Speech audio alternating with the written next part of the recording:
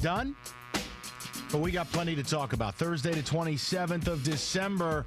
If you want to get a hold of the program, you know the drill. 248-539-9797. Your ticket text with Sully will be dutifully scanning 97136. Look, I'm going to jump right in, and I'm going to tell you what it should be, and I'll tell you what it is. 3 o'clock, we'll talk to Dave Burkett, who made some news in the Free Press yesterday with his report that Matt Patricia can't be on time for anything. I'm going to tell you how it should be, and then I'm going to tell you how it is. And the bottom line is this. I think you hired a bozo, and a guy needs to be fired. It's just that simple. In a real organization, which the Lions are not, the Lions are gutter trash. A real organization that has a real owner, which the Lions do not have, a real owner would go to their general manager and say, here's the deal. We made a mistake here. We hired a bozo. This guy's out here practicing in the snow with 4 indoor games coming up. This guy's got 900-word dissertations. This guy doesn't know how to use timeouts. This guy is going after reporters' posture. And then this guy can't show up to team meetings that he calls on time. Can't show up to team functions on time. Can't show up to his media obligations on time. And then has the audacity to tell the media that punctuality, it depends. Look, I've been on this since training camp, and I'm certainly you can go back and look. It'll either be thrown in my face forever, or I'll gloat. But I told you I was very scared Matt Patricia was going to be an absolute disaster. And as this team is prepared to go 5-11, and he's fired his special teams coordinator, his defensive coordinator is a mentor and a friend, and you're probably firing the OC. I'm going to go ahead and tell you his first year was, in fact, a complete disaster. Matt Patricia looks like a guy who's in over his head. That's it. It goes well beyond the pencil or wearing a poncho or a muumuu or a backwards hat or an unshaven beard. It goes well beyond those things. He looks like he's in over his head. And frankly, the report from Burkett, it's stunning. It's stunning. Because at no point in my life ever have I heard of an NFL coach being consistently late to team functions. On the random occurrence that a coach is late for a press conference, it is a few minutes, and it is met with an apology, and then you do the business. I don't care about the media's feelings. That's not what this is about. This is about a guy who even recently just rescheduled a conference call for 30 minutes later, and he was 35 minutes late for that. There's not a job on this planet that's acceptable. I don't care if you're working underneath the car at the Quick Lube. You can't be 30 minutes late. All the way up to being the CEO of a Fortune 500 company, you can't be 30 minutes late for anything. It doesn't exist. So take your vitriol for the media and shove it. That's not what this is about. This is about your head coach who's in way over his head. Period. His first year, I don't think the veterans have bought in on this. I'm still waiting for any evidence that his quarterback likes him. Haven't seen a single article about that. And the team's performance went in the toilet, as they've been cannon fodder most weeks. Period. That's it. A real organization would consider firing this man. That's the truth. But you're not a real organization. You don't have a real owner. You've got a 95-year-old lady. She's not a real owner. She was handed this team. Do I think that she burns to win? No, I do not.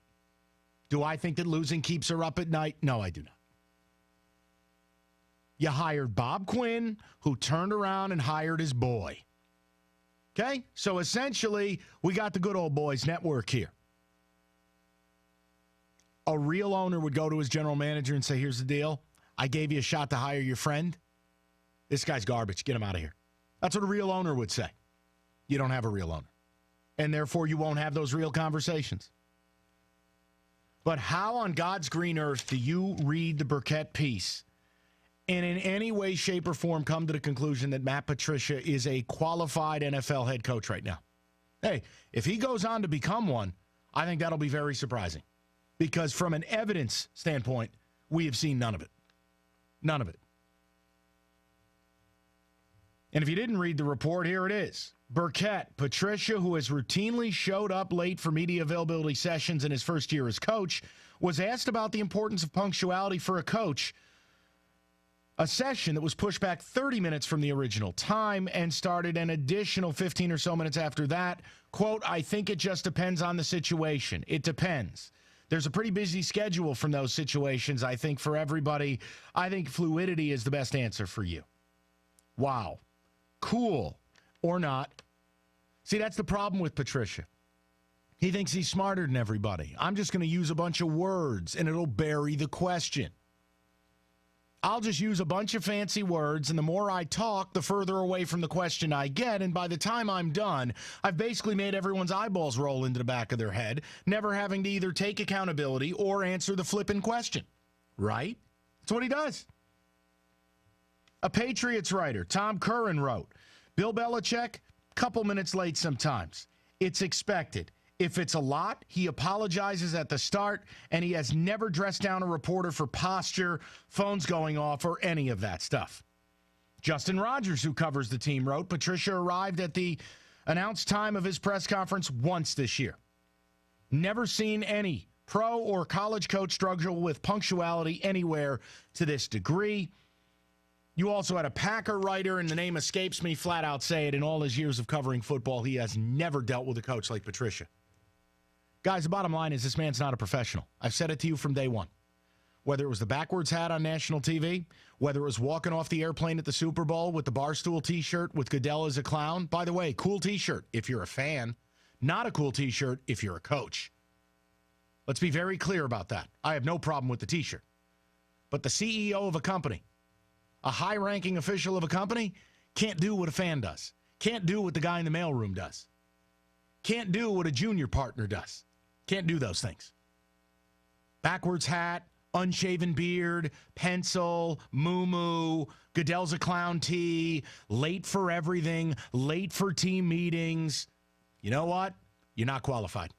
You're not ready for this. You're just not. That's the bottom line. This dude ain't ready for this.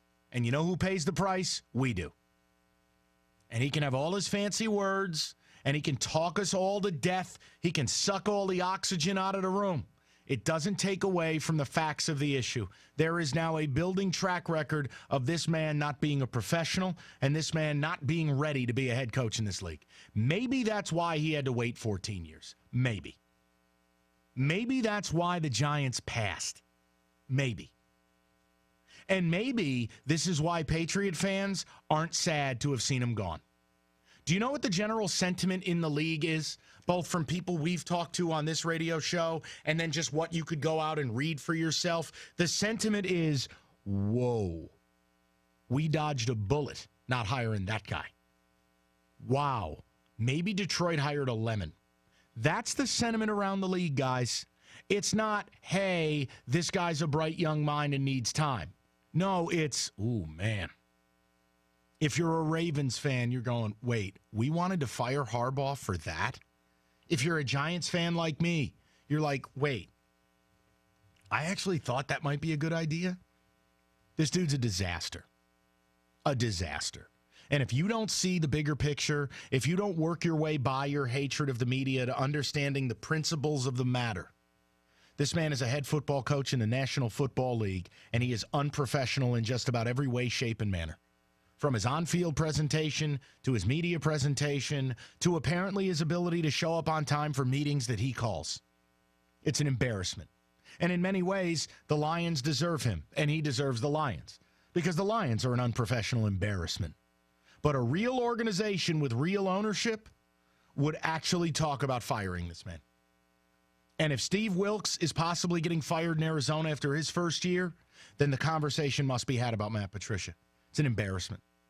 A total, unmitigated embarrassment. A 9-7 football team that is now, they're going to be 5-11. Blown out by some of the worst teams in the league. Non-competitive in more than a handful of games. A coach who can't present himself as a professional both verbally or on the sidelines. Someone who doesn't know how to use their timeouts. Someone who doesn't know how to be punctual both with the media and for team functions. Bottom line it. Tell me how this guy isn't at least being talked about losing his job. It's embarrassing, totally and utterly. And I said it to you from training camp, so I have a right to say it now. 248-539-9797. You can argue it. You can agree with it. You can vent. You can do whatever you want with it. We'll have Dave Burkett on at 3 o'clock. I'll talk to Dave and get hopefully some added tidbits from his article. But the point to you is simple. I don't believe in firing NFL head coaches after a year unless they're a complete disaster. Argue that Patricia's not a complete disaster. Because he is. Because you know what he sounds like? And I want to credit Hatchet Man with this. This really, it kind of feels like Josh McDaniels, doesn't it? Because I think it's pretty clear. I don't think the vets on this team love this guy. It's pretty clear this dude came in thinking he was Bill Belichick, right? McDaniels, same deal. This is a guy that a real organization, I absolutely could see him fired after a year. But you're not a real organization. You're a clown show. That's what this is. You don't have a real owner. You don't have a real team president. You don't have a real track record. You don't have any professionalism at all. And this is who you are. So there you go. That's my feelings. I hope your holiday was good. Mine was great. The Lions are one of the only depressing parts of it. But this Patricia stuff, I'm not going to ignore it. I'm not going to glaze over it. We are going to talk about it. 248-539-9797. We'll get Mikey and David involved next. 97.1.